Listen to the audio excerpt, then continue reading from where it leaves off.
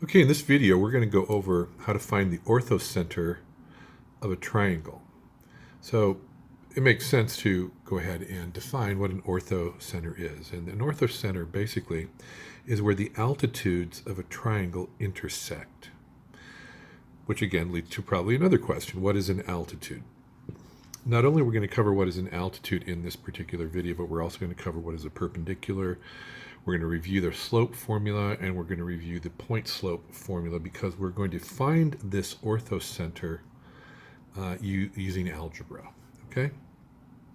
So let's get to it. Where the altitudes of a triangle intersect. Now, what is an altitude?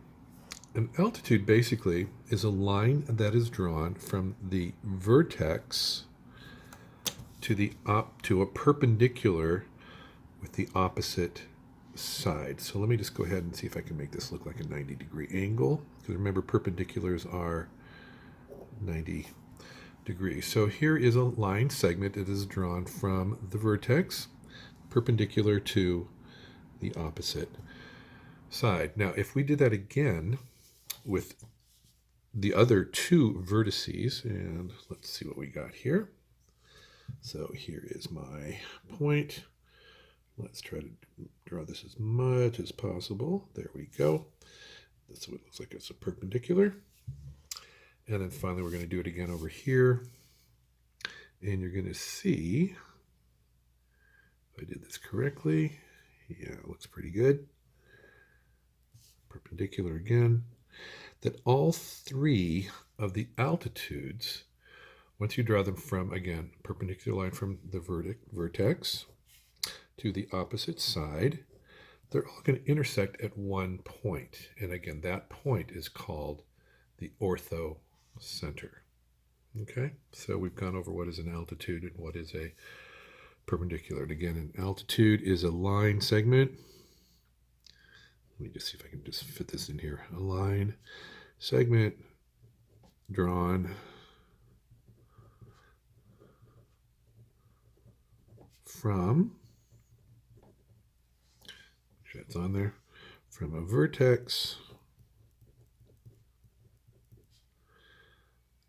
as a perpendicular. I'm going to use the symbol for perpendicular, upside down T, to the opposite side. Okay, so again, that is the definition of an altitude. And remember, perpendiculars form 90-degree angles, which is symbolized by that little point there. Now, what we're going to do is we're going to figure out what the equation is for two of these lines, and then we're going to solve them simultaneously to see what they are. So let's come up with our plan. Okay, so here's our plan. Our plan is we're first going to find the slope between 2 points. So let's do that first. Find slope between two vertices.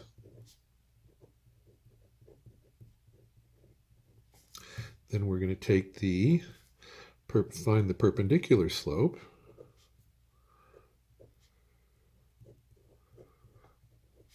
Once we figure out what the slope is, find the perpendicular slope. Then we're going to use the point slope formula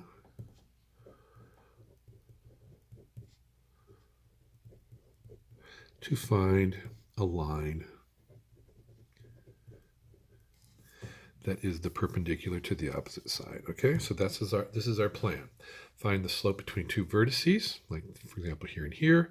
Find the perpendicular to that, so we get the slope that goes in the opposite direction. And then finally, we're going to find what the point slope formula is using that slope plus the opposite vertex. Okay, so let's give this a run. First thing, slope between two vertices. Let's choose these two. We're going to choose -2, 5, and we're going to choose -1, 4. Okay? Let's just move that up there a little bit. So let's find that slope. Remember, the slope formula is m, slope, is equal to y sub 2 minus y sub 1 over x sub 2 minus x sub 1. Let's fill in our numbers. 5 minus 4. Doesn't really make any difference which one's the y2 and the y1, as long as you remain consistent.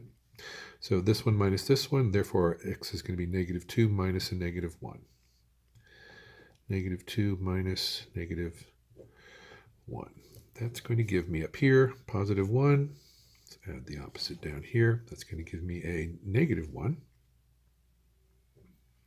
Negative 2 plus 1 gives me negative 1, which means that my slope is a negative 1. Okay? Which means from here to here, I'm just going down over 1, or down 1, over 1, down 1, over 1. Now, what is the negative slope, right, of this? And remember, the way you find that is you take the, and I'm going to write this as the perpendicular slope. That's what this means. So I'm going to take the negative reciprocal.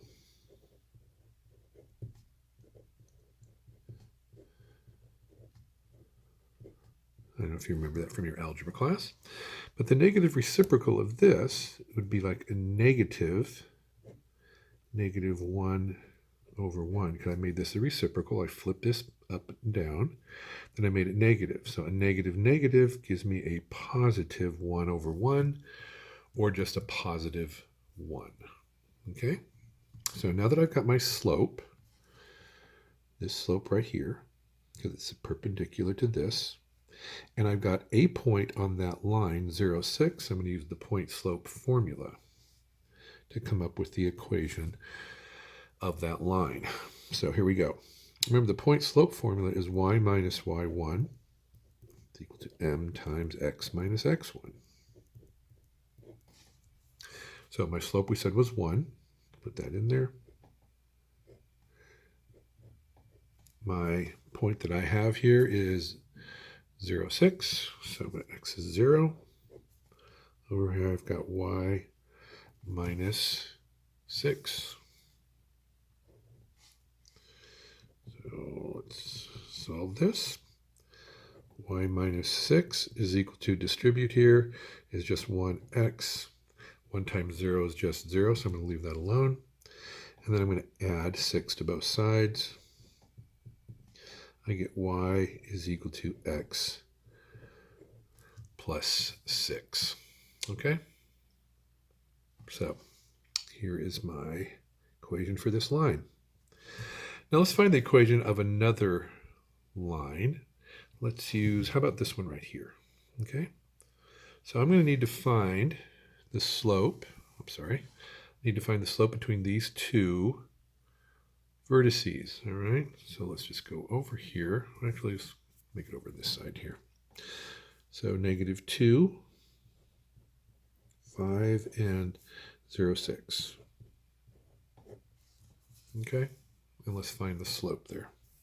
We'll just find these, we'll go through these points again. M is equal to 6 minus 5. 0 minus a negative 2.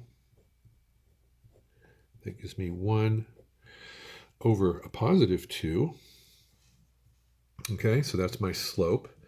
Now to find the negative reciprocal of that, it means I, negative perpendicular, that means negative reciprocal. Flip this up and make it negative, or a negative 2 slope, okay? Now, I found this slope here, and I'm going to have to go to the opposite vertex because that is a point that's going to be on that line. So it's negative 1 and 4. So I'm going to go y minus 4 is equal to negative 2 times x minus a negative 1. Okay, let's start keeping track of all this. I get y minus 4 is equal to negative 2 times x is negative 2x. That's plus 1. Negative 2 times plus 1 is negative 2. Let's add 4 to both sides. And I get y is equal to negative 2x. Plus 4 makes that a plus 2, right? Because I'm adding 4 to both sides. Okay, now I've got basically the equation for this line, right? And I've got the equation for this line.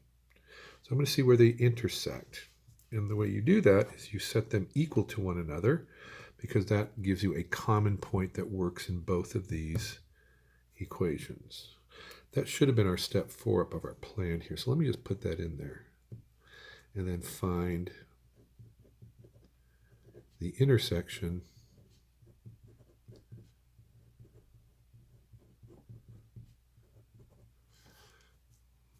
make sure I put that in there. Find the intersection of the perpendicular lines. All right, now we're going to do that. Let's put these two guys together. So that and that. Let's put them right here. And I'm going to do a substitution. Since y is equal to this, but y is also equal to this, that means that this is equal to that. So I'm going to say negative 2x plus 2 should be equal to x plus 6. Let's solve for the x. Add 2x to both sides. That gives me 3x over here. Let's subtract 6 from this side and this side. That's going to give me a negative 4. And then divide. That means that x is going to be equal to a negative 4 thirds. What do I do with that? It means that my x value right here is negative 4 over 3. And that makes sense, right? Because it's going to be between negative 1 and negative 2 on my x. Looks like it's just about a third of the way over. So that's good. How do I find my y? I go back up to my equation, and I can use this one or this one. Doesn't make any difference. And I'm going to substitute it in. Okay, let's put it into here. So I'm going to say y is equal to negative 4 over 3. Whenever you substitute something, put it in parentheses. It's just a little bit easier. Plus 6. Add my two fractions together. Remember that 6 is really just what? 18 thirds. So I'm going to say y is equal to negative 4 over 3 plus 18 over 3. And that's going to give me 14 over 3. So I just found my intersection.